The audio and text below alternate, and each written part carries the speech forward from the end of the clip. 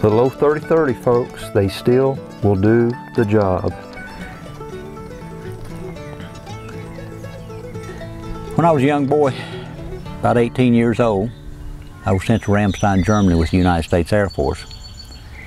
One of the first guns I purchased was this Winchester Model 94. I was tickled to death, sent it back home to my family. Back when I first got the gun, and I was way up on top of the mountain, and I was actually hunting for my daddy's flashlight I'd left over there, which I found it. But I started down the mountain there and my feet slipped out from under me. And I fell for, oh, I don't know how far down the mountain. And scratched this gun, I mean scratched it up awful. Porter slid down the side of a mountain off a cliff. But I scratched it up and it scared me so bad, so I come back home with it and told him about it. But when I came home, I saw what had happened. He was pretty upset about it, but offered to buy it.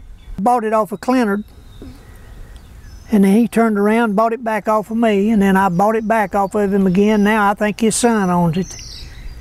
I think I did sell it to him, probably 2 or 3 times over the course of 20 or 30 years. Everybody loved the gun, but I took out my pocket knife and carved a little deer on there. But this has really been a real good gun.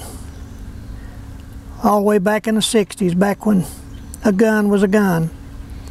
My son now has it. He's shooting everything from deer to groundhogs. And back then, when you had a gun like this, you had a masterpiece. I mean, there wasn't many guns like this. This old gun's traveled an awful lot.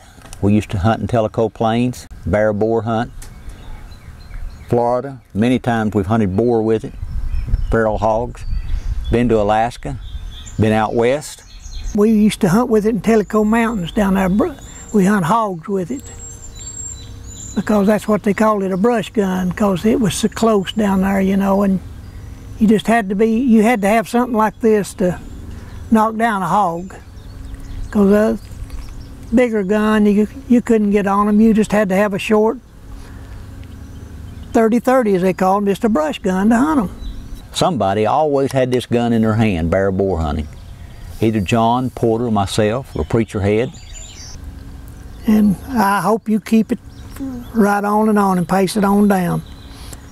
Because there's a lot of history in this old gun. Especially the deer on it. That's a good job, you know. It's a lot better than all them scratches I put on it, as deep as they were.